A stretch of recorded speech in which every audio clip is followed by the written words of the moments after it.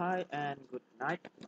This is my name is Arnold, and this is mm, my projector video for the urban evolution.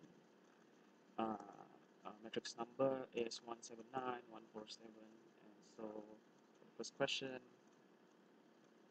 is to summarize the video content by identifying the main ideas and specific details. And first is about the video of urban evolution. Um, yeah.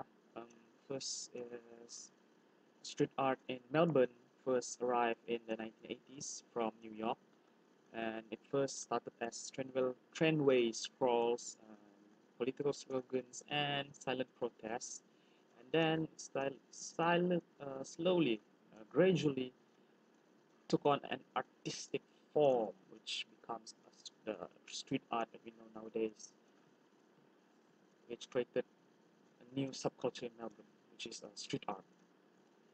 So, and at the end of 1980s, street art started to reach its peak, and by the 21st century, new forms of street art started to pop up. And so nowadays, street arts are regarded entirely as art, um, because the people in Melbourne have started to recognize the artistic element of it, and local council has also become more accepting of it. So the local council also has started a street arts commission, set up a street art commission, and certain areas in Melbourne are also uh, play, open up, set up as street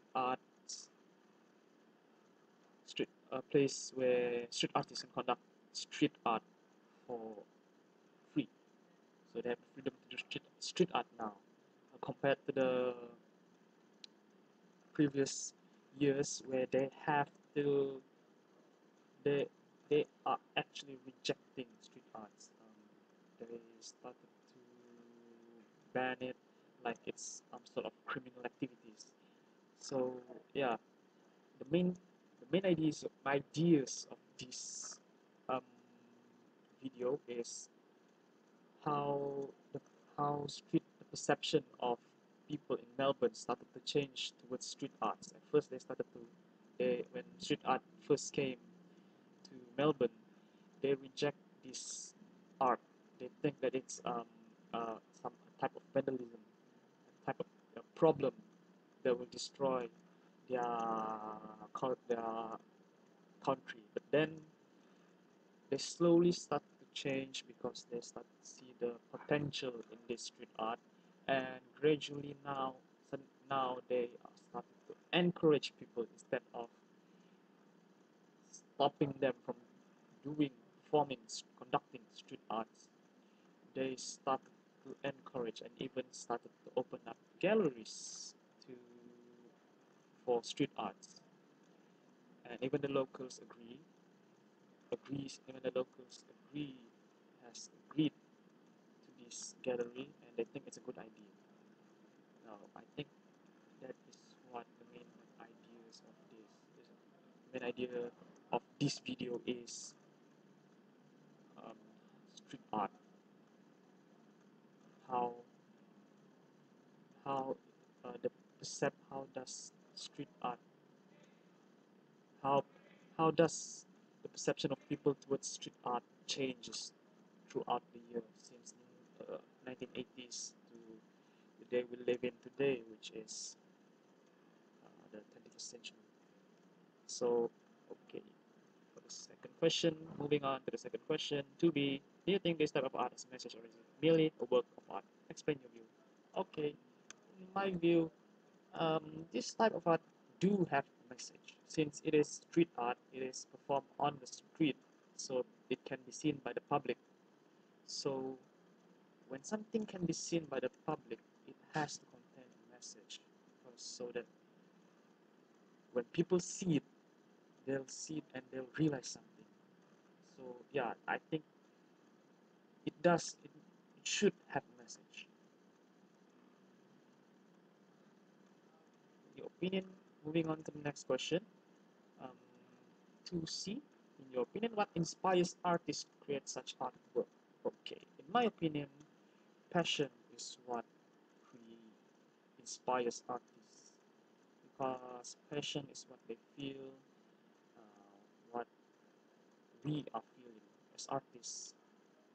As artists, we want to tell others that what are we really feeling. So the only way to show it is the only way to show it is to make something out of it, which is the easiest way is art, street art, since it can be seen by everyone and it's not really that expensive.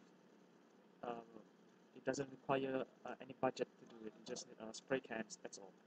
And yeah, so yeah, in my opinion, passion is what inspires artists to create such artwork. So moving on to the final question, what do I think of street art? Does it bring positive or negative impact to individuals and the society?